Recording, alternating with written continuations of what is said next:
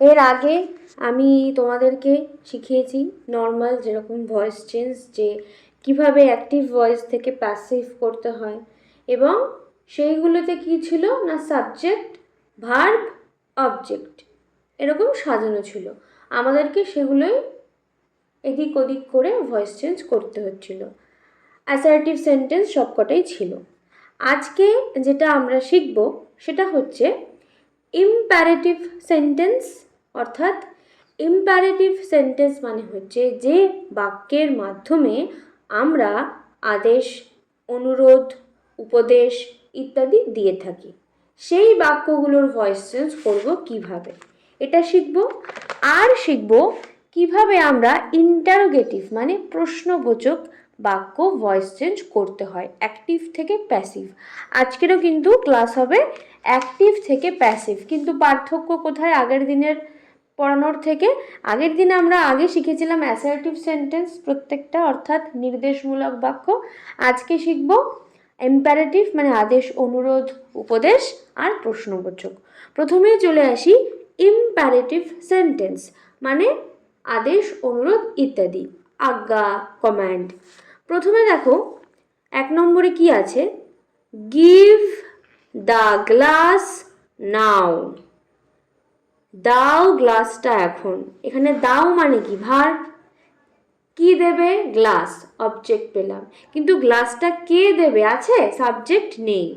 তো যে বাক্যে সাবজেক্ট নেই সেই বাক্যের আমরা ভয়েস চেঞ্জ করব কি করে?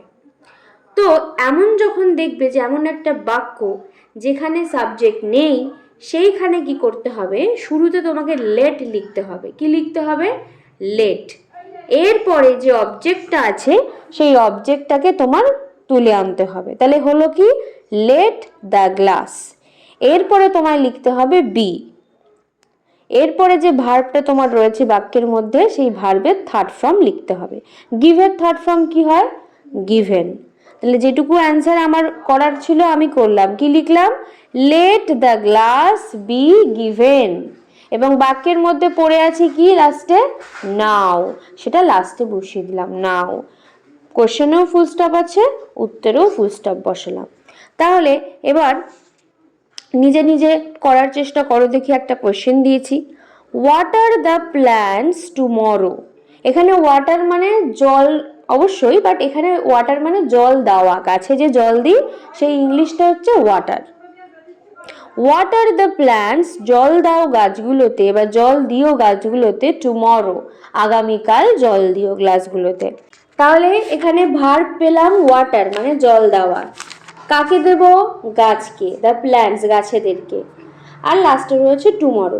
সাবজেক্ট আছে, কে জল দেবে? নেই। সেই ক্ষেত্রে প্রথমে কি লিখতে হবে তাহলে? লেট। তারপরে কাকে তুলে আনবো?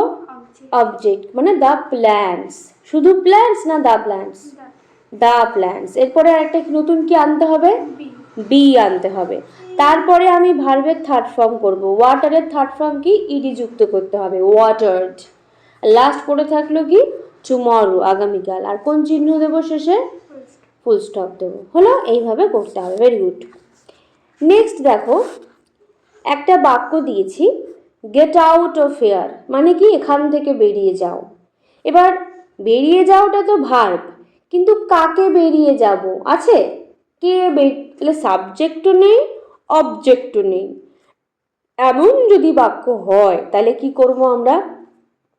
গেট আউট অফ হিয়ার, এখান থেকে বেরিয়ে যাও, সাবজেক্ট নেই, অবজেক্ট নেই। যখন এমন বাক্য দেখব আমরা বুঝতেই পারছি এখান থেকে বেরিয়ে যাও মানে এই কথাটা কেমন টাইপের কথা?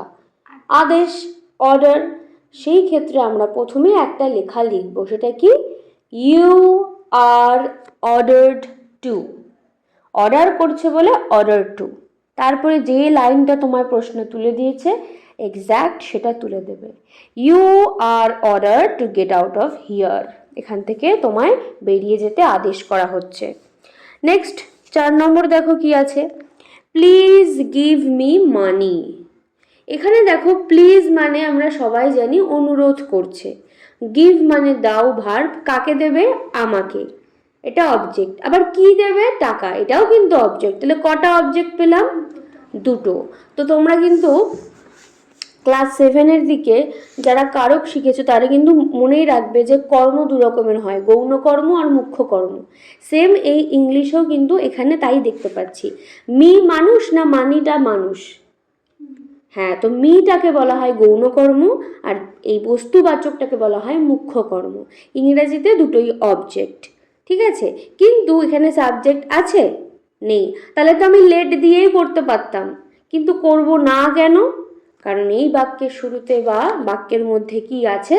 প্লিজ বা কাইন্ডলি এই কথাগুলো আছে। তাই জন্য আমরা কি করব? প্লিজটাকে তুলে দিয়ে আমরা লিখব you are requested to. You are requested to. তাহলে চেঞ্জেস আগের আর এই প্রশ্নের মধ্যে পার্থক্যটা কি? আগেরটায় অর্ডার করছে বলেছিল ইউ আর অর্ডার টু, এটাই রিকোয়েস্ট করছে বলে এটা ইউ আর রিকোয়েস্টেড টু। তারপরে যেটা পড়ে আছে সেটা লিখে দেবো, গিভ মি মানি। প্লিজ কথাটা লিখলাম না কেন? প্লিজের পরিবর্তেই আমরা ইউ আর রিকোয়েস্টেড টু লিখলাম। লাস্টে ফুল স্টপ, প্রশ্নে আছে, উত্তরে বসিয়ে দিলাম। 5 নম্বর, ডু নট। এই ডু নট কথার মানে ডু এর কোনো স্পেশাল মানে নেই, বাট এটা হচ্ছে নাবাচক কথা। ডু নট মানে করো না। ডু নট রান, কি করো না? দৌড়াদৌড়ি করো না। ইন দ্য সান, সূর্যের ভেতরে না রোদের ভেতরে? রোদের ভেতরে। এটা কি আমাকে অর্ডার দিচ্ছে? শুনলে হয়তো হ্যাঁ এটাকে অর্ডারই লাগছে, কিন্তু আমরা জানি যে মানুষ তখনই কোনো কিছু করতে বারণ করে যেটার পিছনে নিশ্চয়ই ভালো কোনো কারণ আছে, যে হ্যাঁ তোমার শরীর খারাপ হবে কি না, ঠিক আছে, কিন্তু বেরিয়ে যাও এখান থেকে, এর পেছনে কোনো কিন্তু ভালো উদ্দেশ্য নেই। তাই এটা উপদেশ। উপদেশ হলে আমরা কি করব? আমরা লিখব ইউ আর অ্যাডভাইসড টু। কিন্তু এখানে আমি টু এর নিচে কেটে দিয়েছি, টু বসাতে বারণ করছি। কেন? কারণ বাক্যটা নাবাচক। নাবাচক হলে কি করতে হয়? You are advised to not এরকম হয় না, বা টু ডু নট এরকম হয় না। নাবাচক থাকলে ডুটা তো উঠে যায় এবং আমাদেরকে শুধু টু লেখার পরিবর্তে নট টু লিখতে হয়। তাহলে অ্যান্সারটা কি হবে? You are advised not to. তারপরে যেটা বসে আছে লাইনে সেটা বসিয়ে দেবো, রান ইন দ্য সান। বোঝা গেল? এরপরে আমরা প্রশ্নবাচক বা ইন্টারোগেটিভ সেন্টেন্স দিলে পরীক্ষার সময় কি করে ভয়েস চেঞ্জ করব, চলো সেটা শিখে নিই। Number 1, do you like mango? তুমি কি আম পছন্দ করো? এই ডু কথাটা কেন বসেছে? এই ডু এর ভ্যালু কি এই বাক্যের মধ্যে? ডু কোনো স্পেশাল কিছু করছে না, ডু বসেছে এই বাক্যটাকে প্রশ্নবাচক বানানোর জন্য, এবং ডু এর মাধ্যমে আমরা কোন টেন্স সেটা বুঝতে পারবো। কোনো বাক্যের মধ্যে প্রশ্নের মধ্যে ডু থাকা মানে সেটা বর্তমান কাল, প্রেজেন্ট টেন্সের প্রশ্ন, যে তুমি কি আম ভালোবাসো, পছন্দ করো। তো মনে করো এখানে ডুটা টেন্স বলার পরে ও মারা গেছে, ও নেই, এখন পড়ে আছে কি ইউ লাইক ম্যাঙ্গো, তুমি ভালোবাসো, পছন্দ করো আম। কে পছন্দ করে? তুমি। কাকে পছন্দ করো? আমকে। তাহলে আমরা নর্মাল আগের ক্লাসে শিখেছিলাম যে অবজেক্ট যে সে আগে চলে আসে, সাবজেক্ট যে সে লাস্টে চলে যায়। তো আমাদের প্রথম স্টেপ দেখো, এখানে লেখাও রয়েছে, স্টেপগুলোর নাম্বারিং করা রয়েছে 1 2, ঠিক আছে? তো প্রথম স্টেপ কি? এই যে অবজেক্ট ম্যাঙ্গো তাকে আগে নিয়ে চলে আসব, আর সাবজেক্ট ইউ একে লাস্টে নিয়ে চলে যাব। মাঝখানে ভার্বের থার্ড ফর্ম করতে হবে, লাইক থেকে হয়ে গেল থার্ড ফর্ম লাইকড, লিখেছি। আর ভার্বের ডান দিকে কি লিখতে হবে? বাই। 4 নম্বর স্টেপ হয়ে গেল। এবার ভার্বের বাদিকে মানে ঠিক ভার্বের আগে আমাদেরকে টেন্স অনুযায়ী, প্রেজেন্ট টেন্স হলে অ্যাম, ইজ, আর এগুলো লিখতে হয়। কিন্তু আমি কি লিখেছি এখানে? না, আমি কি করেছি? ওই জিনিসটাকে উড়িয়ে নিয়ে সে একেবারে সাবজেক্ট যে এখানে এখন নতুন যে সাবজেক্ট ম্যাঙ্গো তার আগে নিয়ে চলে এসেছি। কি লিখেছি? ম্যাঙ্গো কটা? ম্যাঙ্গো হচ্ছে একটা, আম একটা, তাহলে এক বচন, সিঙ্গুলার নাম্বার। তাহলে এক বচনের পরে একজনের পরে কি বসে? অ্যাম, ইজ না আর বসে? ইজ বসে। তাই আমি সবার প্রথমে ইজ লিখেছি বলে ক্যাপিটাল লেটারে ইজ লিখলাম। কেন লিখলাম? কারণ এটা প্রশ্নবাচক শব্দ। প্রশ্নবাচকে এরকম অ্যাম, ইজ, আর ছোট ছোট বি ভার্বগুলো এগুলো সাবজেক্টের আগে চলে যায়। ম্যাঙ্গো ইজ না লিখে লিখলাম ইজ ম্যাঙ্গো। আমি ইজ কেন লিখলাম? কারণ আমি প্রথমেই এই প্রশ্নের ডুটাকে দেখে বুঝতে পেরে গেছিলাম এটা প্রেজেন্ট টেন্স, তাই জন্য আমরা অ্যাম, ইজ, আর এর মধ্যেই বেছে নিলাম ইজকে। আর ইজটা আগে গেল, এটা প্রশ্ন বলে। পুরো অ্যান্সার কি হলো? Is mango liked by you? প্রশ্নে যে চিহ্ন আছে কোয়েশ্চেন মার্ক, উত্তরেও কিন্তু তোমাকে ভয়েস চেঞ্জের ক্ষেত্রে কোয়েশ্চেন মার্ক ই দিতে হবে। তারপরে নেক্সট 2 নম্বর দেখো কি আছে, have you lost your mind? তোমার কি মাথা খারাপ হয়ে গেছে? তাহলে এখানে দেখো এই যে হ্যাভ রয়েছে, হ্যাভ ইউ, ইউ মানে তুমি, আবার লস্ট মানে হারিয়েছো। তাহলে এই যে হ্যাভ আর লস্ট, এরা দুজন মিলেই তৈরি হয়েছে একটা ভার্ব। কিন্তু যেহেতু এটা প্রশ্নবোধক বাক্য, আমি একটু আগে যেটা বললাম যে এরকম বি ভার্ব হ্যাভ ভার্বগুলো আগে চলে যায়, ঠিক আছে, প্রশ্নবাচক করার ক্ষেত্রে। তাই ইউ হ্যাভ লস্ট, হ্যাভ উঠে আগে চলে এসছে। তাহলে ভার্ব কি কি নিয়ে তৈরি হচ্ছে? হ্যাভ, লস্ট, এই দুটোই কিন্তু অ্যাকচুয়ালি একটা ভার্ব। তাহলে হ্যাভ ইউ লস্ট, কি হারিয়েছো তুমি?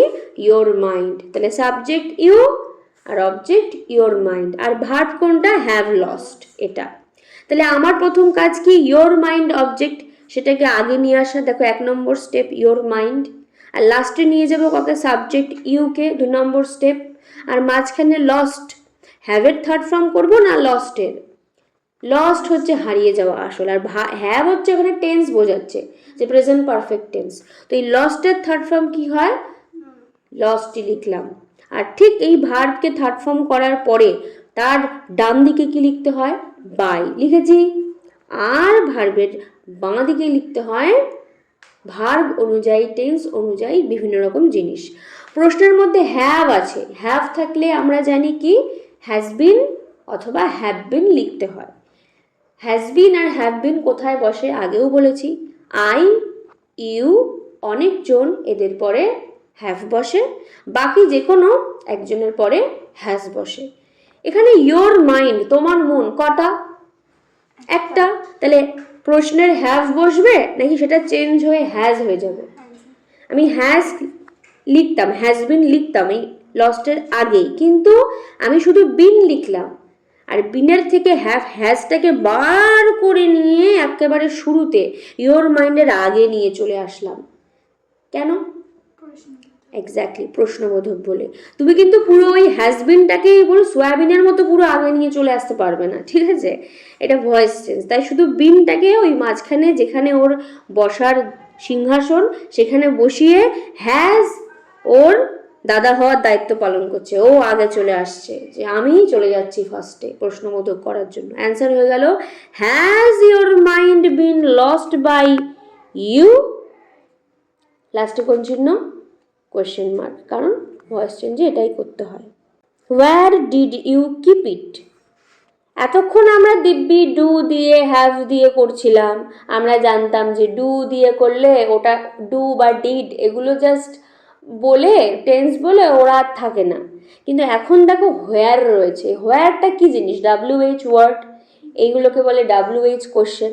তো যখনই দেখবে কোনো WH ওয়ার্ড দিয়ে তোমায় ভয়েস চেঞ্জ করতে দিয়েছে, শুরুতেই এরকম একখানা what, why, how, where, when দিয়ে রেখেছে, একদম নিশ্চিন্তে যেমন আছে প্রথমে উত্তরও প্রথমে ওকে বসিয়ে রেখে দাও। ও হচ্ছে জগন্নাথ, ও চুপচাপ বসে রয়েছে। এইবার তাহলে হোয়ারের মতো বসিয়ে দিলাম। ডিড ইউ কিপ ইট, এইটুকু জায়গাকে নিয়ে আমার এখন চিন্তা ভাবনা। এই ডিড ইউ কিপ ইট এই টাইপের কোয়েশ্চেন একটু আগে করলাম না, ডু ইউ লাইক ম্যাঙ্গো আর did you keep it. Do, did এগুলো আছে, কেন আছে? টেন্স বলার জন্য। ডু আর ডাজ মানে প্রেজেন্ট টেন্স, আর ডিড মানে পাস্ট টেন্স, ঠিক আছে? তাহলে পাস্ট টেন্স বলে ওর আর এখানে কোনো কাজ আছে? নেই, ও গেল উড়ে বাষ্প হয়ে। পড়ে থাকছে ইউ, তুমি, কিপ রেখেছ, ইট এটাকে। তাহলে রেখেছ, কিপ হচ্ছে ভার্ব, কে রেখেছে? ইউ, কাকে রেখেছ? ইটকে। সাবজেক্ট অবজেক্ট পেয়ে গেলাম। তাহলে এবার আমার হোয়ার তো বসে রয়েছে ফার্স্টে, এবার নেক্সট স্টেপ কি? 2 নম্বর স্টেপ কি? ইট যে অবজেক্ট ওটাকে আগে নিয়ে আসা, নিয়ে আসলাম। ইউ যে সাবজেক্ট ওটাকে একদম লাস্টে নিয়ে যাওয়া, নিয়ে গেলাম। আর তাদের মাঝখানে আমি কি করব? কিপের ভার্বের থার্ড ফর্ম লিখবো, কেপ্ট। 3 নম্বর স্টেপ কমপ্লিট। এবার এই ভার্বের থার্ড ফর্মের ডান দিকে কি লিখবো? 4 নম্বর স্টেপ বাই। আর বাঁ দিকে কি লিখবো? পাস্ট টেন্স থাকলে ওয়াজ, ওয়্যার। কিন্তু আমি কি বাদিকে বসাবো নাকি ওটাকে তুলে নিয়ে আমি সাবজেক্টের আগে লিখবো? ইটের পাশে না বসে ইটের আগে চলে গেল। ইট মানে কটা, একটা না অনেকগুলো? তাহলে ওয়াজ হবে না ওয়্যার হবে? ওয়াজ হবে। তাহলে ওয়াজ এখানে বসানো। তাহলে হোয়ার ওয়াজ ইট কেপ্ট বাই ইউ? কোয়েশ্চেন চিহ্ন। Next last question. এগুলো হচ্ছে জেনারেল, যেরকম পরীক্ষাতে দেয়, ঠিক আছে? অনেক রকম হয়, বাট এই কটা মোটামুটি শিখলে তোমরা যে কোনো কোয়েশ্চেনই আমি দিই না কেন বা স্কুল দিক না কেন, পরীক্ষায় দিক না কেন, তোমরা কিন্তু পারবে। হ্যাঁ, আরেকটা দেখো, লাস্ট যেটা শেখাবো সেটা বেশিরভাগ ক্ষেত্রে দিয়ে থাকে, হোয়াট ডু ইউ নো। প্রথম কথা আমি শিখিয়েছি কি, WH ওয়ার্ড দিয়ে দিলে একদম নিশ্চিন্তে সেই WH ওয়ার্ডটাকে অ্যান্সারে বসিয়ে দেব, ব্যাস। পড়ে থাকছে ডু ইউ নো। ডু এখানে ওর কাজ কি, টেন্স বলে ও মারা যাবে। ডু মানে কোন টেন্স? Present tense. ব্যাস, ও বললো হ্যালো আমি প্রেজেন্ট টেন্স, তারপর ও আর নেই এই পৃথিবীতে। পড়ে রয়েছে ইউ নো, তুমি জানো। জানা হচ্ছে ভার, কে জানে? তুমি। বাট কাকে জানি সেটা আছে? নেই। তাহলে আমি কাকে আগে আনবো? জানি না। এবার কি করব, আমি হোয়াটের মতো হোয়াটকে লিখলাম। নেক্সট আমি কি করলাম, মনে মনে মিথ্যে মিথ্যে, ঠিক আছে, আমি ধরো এখানে একটা কেউ অবজেক্ট ছিল, তাকে তুলে আনলাম, ঠিক আছে। আর ইউকে কোথায় নিয়ে যাব? লাস্টে নিয়ে যাব, নাম্বার। তাহলে 2 স্টেপ আমি ইউকে নিয়ে গেলাম। এরপরে মাঝখানে আমি কার থার্ড ফর্ম করব? নো এর থার্ড ফর্ম কি হয়? নোন হয়। এবার নোনের ডান দিকে বাই বসাতে হবে, কিন্তু আমি বসিয়েছি টু। কেন? কারণ নোনের পরে বাই বসে না, নোনের পরে টু বসে, ঠিক আছে। মনে করো ও বাইয়ের সৎ ভাই, নোন টু। নোনের পরে কি হয়? টু। এরপরে নোনের আগে আমায় কি বসাতে হবে? ডু আছে মানে কি, অ্যাম ইজ আর বসাতে হবে প্রেজেন্ট টেন্সে। এবার অ্যাম ইজ আর কি বসাবো? এখানে তো কোনো অবজেক্টই নেই, এখানে কোনো অবজেক্ট নেই বলে আমরা ভালো করে বুঝলাম জিনিসটা কি, যে এখানে হোয়াট ডু ইউ নো, তুমি কি জানো। আমি যেটা জানি সেটা অনেক জিনিস না, আমি বুঝতে পারছি না কোন টেন্স, তাই ওটাকে সিঙ্গুলারই ধরবো। সরি, কোন মানে কতজনের কথা বলছে বা কতগুলো জিনিস জানার কথা বলছে আমি জানি না, তাই ওটাকে আমি এক বচন সিঙ্গুলার ফর্মই ধরবো। তাহলে আমি কি বসাবো প্রেজেন্ট টেন্সে? ইজ। তাহলে অ্যান্সার কি হলো? What is known to you? Question mark.